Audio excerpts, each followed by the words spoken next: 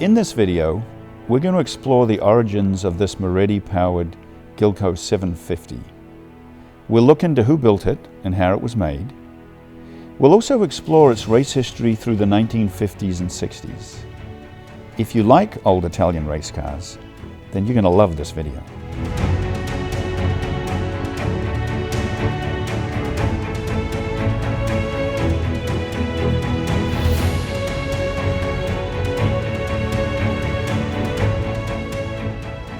Here it is, the Moretti-powered Gilco 750. It had two very successful race seasons, one in 1956 and another in 1963. It raced almost continually for 10 years, an incredibly long run for a race car.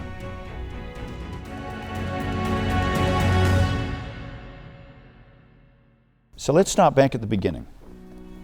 In 1953, the leader in chassis design and production was a company called Gilco. They were located in Milan, and they made race chassis for Ferrari, Maserati, Alfa Romeo, and Lancia, as well as others. So you could buy a race car from any one of these companies, but if you wanted to build your own, then Gilco could build something special for you. They had a catalog of chassis designs that you could pick from. And the advantage was that using one of these special designs, you had the best in the business, Gilco, design and build your chassis. Plus, the design was already approved by the Ministry of Transportation, which was a requirement and quite difficult to accomplish. So with your new chassis in hand, you could create your own race car, you could install the engine of your choice, and have bodywork built to your specifications. And that's exactly what we have here. We have a Gilco chassis. The design is called the Gilco 750 Berlinetta. So our car has Fiat suspension and steering, which is pretty typical for a race car of this caliber. So with suspension and wheels in place, our rolling chassis went off to Bologna, where it had the body, which was built by a company called Carrozzeria Automoto. Carrozzeria Automoto was a small company owned and run by Luigi Fabbri, and it's quite possible that he was the only employee of the company. Very similar bodies appeared on other race cars, Jaguar, Bandini, and Stanguellini. And in late 1953 or early 1954, our car was imported to America, and it arrived with a story. We have no evidence that this story is true, but it is interesting. The story goes that our car had been built for Grand Prix racer Felice Benito, for him to race in the 1954 Mille Miglia, the 1,000-mile Italian road race. 6 months earlier, Felice Benito was racing in the 1953 Mexican road race when he was involved in a terrible accident and killed. Our car, his 1954 Mille Miglia ride, was then sold to a budding racer from Chicago, Paul Gugelman. Our Gilco Special had a Lancia engine in it at that time, and while our car looked the part, the results were not great. It had a tendency to run in the middle of the pack. And after a year of playing with it, the Lancia engine was abandoned and a Moretti twin-cam engine was purchased and installed. Paul raced it a couple of times with the Moretti engine, but he got busy with other cars and then sold it on to the next owner, Sandy MacArthur. Sandy had the car well sorted for the 1956 season. In each of the first 5 races, the car placed first or second and finished every race. The Moretti engine was just the ticket, fast and reliable. Halfway through the season, at Road America, the 4-hour race, under hard acceleration, the Moretti engine made some very expensive noises. The car coasted to the side of the track, and the driver discovered that the Moretti engine had had a rapid, unscheduled, on-track disassembly. The fast race engine was no more. Our little Gilco Special was about to get a new engine and to enter a new phase of life. The owner, Sandy MacArthur, had a unique idea. The Mercury outboard motor, designed for boats, was very powerful and quite legal to install in race cars. Sandy secured factory support, and 4 months later, the Gilco Special was on the track with Mercury two-stroke engine in full song. The car went very well when it ran, but it was temperamental. And within a few months, Sandy had had enough, and he sold the car to its next owner, John Wessel.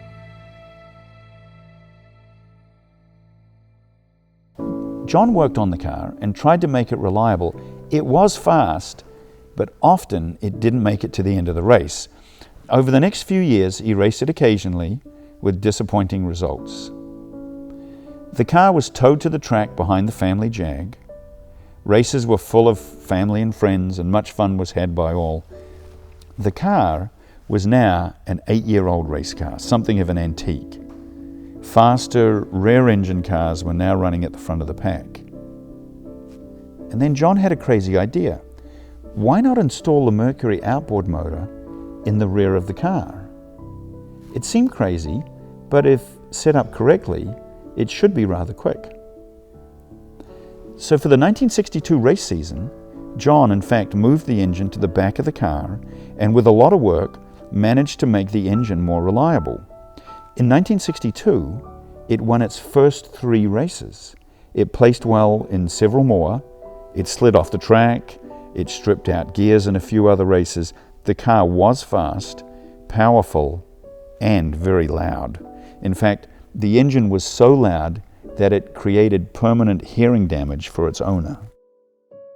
For the 1962 and 63 seasons, the car placed first or second in half of the races it entered. The car had become very exciting and was competitive again. Our Gilco Special had now been racing for 10 years, and in 1963, it won the local championship for its class, unheard of for such an old race car. The car's last race was in 1964. It finished a disappointing 11th. It was time to retire. Let's take a walk around the car and see how it looks. The body is a piece of sculpture. It's especially great to look at when it's stripped of paint and you can see everything. The fenders are designed to be removable. They would have originally been attached with Zeus fasteners, and they were a fastener where you'd put the screwdriver in and turn it a half a turn, and then it would release. So you could release the Zeus fasteners, then lift the fender off. So in about 30 minutes, you could have all 4 fenders off the car, and if you wanted to race the car in an open wheel race, then you could go ahead and do so. Some races required it had fenders, some didn't. So you were able to alter the car as you needed to. The headlights are tucked in behind these panels, and they were on little arms that would pivot up. So you'll sometimes see these cars racing with the headlights sticking up, and then for aerodynamic reasons they would fold them back down and you could put the covers back over the headlights. With no paint on the car, you can see all of the file marks, all of the hammer marks. When you look carefully at the fenders, what you'll see is that they're put together from multiple pieces. There's weld marks down the center, and the curve of the fender was made as one piece, and the hollow was made as a second, and they've welded them together and then filed the weld down and hammered it flat. You can see it all over the vehicle as you walk around. Weld marks, individual pieces that were made and then pieced together to make the car. And the same as we go around the tail. Fenders were made in at least 2 or 3 pieces. The curve was made as one piece, the hollow is another, and then there's a weld down each side, and again on the tail. The wire wheels are 15-inch Barani wheels with Michelin tires, and they're tiny. They're, the size of a modern motorcycle tire.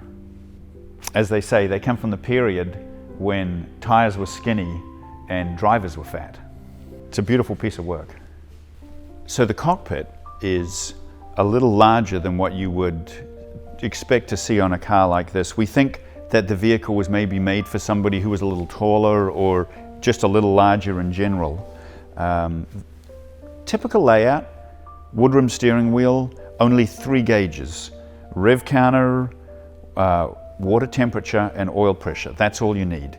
You don't need to know how fast you're going, you just need to know if you're getting close to red line, do you have oil pressure and is the car overheating? That's all you need. Regulations, sports car regulations often required that a sports car had to have a door. So we have one on the passenger side. It's kind of a little half a door. There was no door on the driver's side. They didn't wear seat belts back then. So, you didn't want a door on the driver's side. It might pop open and, bad stuff could happen. Gas tank would sit in behind the driver and the passenger. Sounds kind of dangerous. And you'll see the gas tank, it's scalloped to the shape of their back. And there was a little oil tank up here above the passenger's knees. We think it was an oil tank that was, feeding the engine. So very simple, very sparse.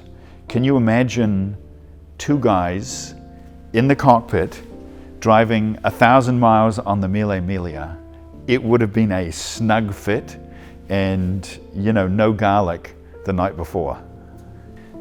So this is the powerhouse, the Moretti twin cam 750. It's really quite a special engine. It's quite lovely. It's special because it's all Moretti. A lot of race cars of this caliber were using Fiat-based engines. This has none of that. It's everything from the oil pan to the block, the head, the valve covers are all Moretti castings, all of the internals. It's very unusual for a small manufacturer to create their own engine. The other thing is it's cast iron. I'm not sure why they went cast iron, but if you were going to do it, I would have thought you'd have done it out of aluminum. But doesn't matter. It makes about 60, 70 horsepower, which is plenty enough for this car. And in 1955, when this car got this engine, it became quite competitive. It immediately moved up through the pack, and you can see that the race results were better immediately after receiving this engine. This engine is just sitting in place, it's mocked up, and it's a little bit high, so we don't have enough clearance with the hood in place to put the engine ancillaries on. So we have them though, the oil filler cap, there's a little elbow for the water that goes in here. Distributor hangs off the back. We have two different carburetor setups, a pair of twin downdraft Webers and a single side draft Weber, exhaust manifolds. We have everything for the engine except the generator. It'd be a Morelli generator, so it's a reasonably common piece. We have a spare head and one or two other little spare bits and pieces. So we're very well set for having a good rebuildable engine. Gearbox is a Fiat 1100. It has the long shaft on the back. We have the short shaft, which is what you'd want to use when setting this up. And Fiat 1100 rear axle, which is standard. And that's exactly what the chassis was set up for. So the engine needs to be fully rebuilt, but it's just the perfect unit for a little Italian sports race car, something great to go vintage racing in.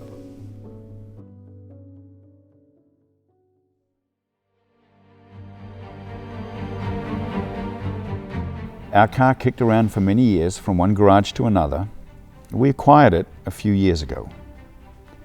It has a twin-cam Moretti engine installed, just like it did in its successful 1956 race season. How many of these 1950s Italian sports race cars are still sitting unrestored? You don't see them very often. Our Gilco 750 Moretti requires a full restoration before it will be able to participate in a vintage rally or roll onto the lawn at a concourse event.